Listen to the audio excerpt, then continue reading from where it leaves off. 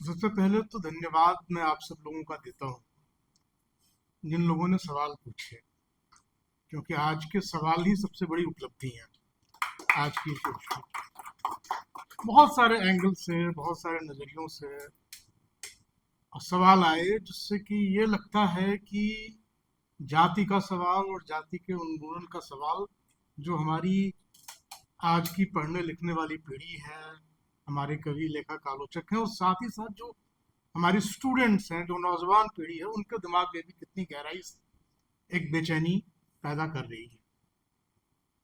तो प्रोफेसर जोधका ने कहा ही कि ये मैं तो कंफ्यूजन पैदा करने आया था।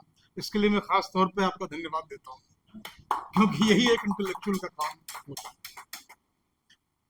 कि कंफ्यूजन को एक आसान से किसी जवाब में, किसी फार्मूले में रिड्यूस करके सारी चीज़ों को हल कर देना, ये इंटेलेक्चुअल का काम नहीं है।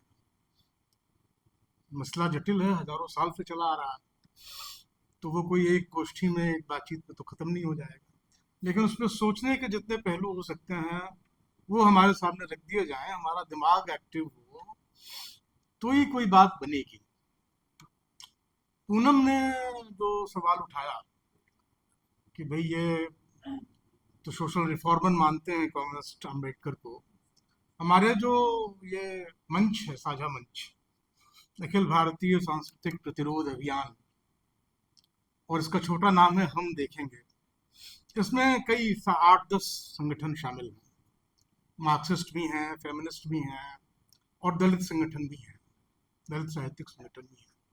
और 2014 के बाद जब ये समझ में आया था कि हम एक अलग दौर में जा रहे हैं संघर्ष के, जिसमें कि आपसी असहमतियों के बावजूद हमारी अपनी आंतरिक बहसें चलती रहें, लेकिन जो हमला है वो इतना ज़बरदस्त है कि एकजुट होकर एक साथ हमें उसका मुकाबला करना होगा। तो ये एक साझा मंच बनाया गया जिसकी लगातार गतिविधियां चल रही हैं। तो सुभाष गताड़े और उनका न्यू सोशलिस्ट इनिशिएटिव भी इसका पार्ट। उनकी याद इसलिए आई क्योंकि उनका एक लेख है कास्ट एंड लेफ्ट करके, जिसमें उन्होंने एग्जैक्टली यही सवाल उठाया है कि भाई एक समय तक था कि आप कहते थे कि आम्बेडकर एक सोशल रिफॉर्मर है, और ये समझने में कम्युनिस्टों को बहुत समय लगा कि असल में वो सोशल रिवोल्यूशनरी है, और वो इस बात की मांग करते हैं कि हमें ये शब्दावली जल्दी से जल्दी बदलनी चाहिए, इस पर बात करनी चाहिए, बहस करनी चाहिए। ये लोग क्रांतिकारी थे और हमें इसको रिकग्नाइज करने की जरूरत है। और हम सब जानते हैं कि 1928-29 में बम्बई में जो हड़ताल हुई थी, और जिसमें कम्युनिस्ट पार्टी शामिल थी और मजदूर भारी संख्या में शामिल थे, जो कि ज्यादातर दलित मजदूर थे, उसमें आम्बेडकर भी शामिल थे। और आम्बेडकर की मांग थी कि भाई आपकी जितने भी मांग हैं मजदूरों के की सुविधाओं के लिए, अधिकारों के लिए, उसमें जाति के उत्पीड़न की मांग को भी शामिल कर लीजिए। ये भी शामिल कर लीजिए कि भैया जाति के नाम पर उत्पीड़न नहीं होना चाहिए। और उस पर बहुत साफ जवाब कम्युनिस्ट नेतृत्व से नहीं मिला अम्बेडकर को, और अम्बेडकर को ये कहना पड़ा कि अगर आप इसको शामिल नहीं करेंगे तो हम अपने को विड्रॉ कर लेंगे। तो वो कम्युनिस्टों ने शामिल किया, लेकिन बाद में आगे चल करके शामिल किया। हम एक बदलते हुए इतिहास में है, ना तो लेफ्ट वहीं पे खड़ा है जहां वो 1928 में था, ना ही दलित मूवमेंट वहीं खड़ा है जहां वो 1928 में था। दलित पैंथर का बंटवारा इसी इसी बात पे हुआ था, क्योंकि नामदेव ढसाल के ऊपर ये इल्जाम था कि भाई ये तो कांग्रेस लोग हैं, दलित मूवमेंट में घुस गए हैं, जबकि वो यही कह रहे थे कि भाई केवल सांस्कृतिक लड़ाई से बात नहीं बनेगी, जो आर्थिक व्यवस्था को, जो भौतिक संरचनाएं हैं जाति की, जिसको बदलने की बात आम्बेडकर ने कही थी जब उन्होंने स्टेट सोशलिज्म की बात कही थी कि भाई कुछ चीजें तो राज्य के हाथ में होनी चाहिए, निश्चित होनी चाहिए, उस तरफ हम नहीं बढ़ेंगे तो केवल सांस्कृतिक लड़ाई से जाति नहीं बदलेगी। तो आज भी हमें यह समझना है कि ये एक दोहरी लड़ाई है, अकेली लड़ाई नहीं है। आपको उन मटेरियल संरचनाओं को बदलने की लड़ाई और दिमागी संरचनाओं को बदलने की लड़ाई एक साथ लड़नी होगी। अभी जो राइट विंग का उभार हुआ है, हमें ये नहीं, ये एक नजरिया में इससे कभी सहमत नहीं होता कि भाई ये जो दक्षिण पंथ का वर्चस्व कायम हो गया, आरएसएस का वर्चस्व कायम हो गया, तो हम इसको यूं समझें कि दलित आंदोलन से क्या गलतियां हुई, या वामपंथियों से क्या गलतियां हुई।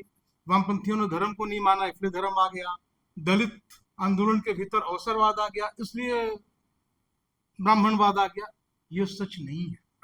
सच ये है कि इस देश में 70s 80s के आते आते तक हाशिए के इतने सारे आंदोलन ताकतवर हो रहे थे।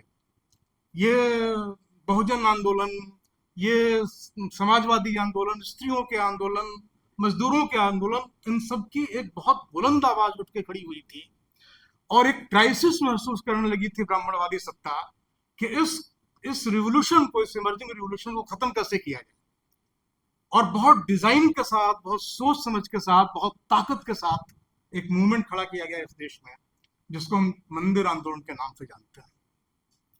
और उस डिजाइन, उस प्रैक्टिस, उस पॉलिटिक्स की वजह से वो उन्हीं अंतर विरोधों का उपयोग करते हुए हम जाति के खिलाफ लड़ाइयां चल रही थी। वो बात कह रहे थे प्रोफेसर जोधका कि भाई एक तरफ आप प्रगति कर रहे हो, दूसरी तरफ प्रतिक्रिया भी हो रही है।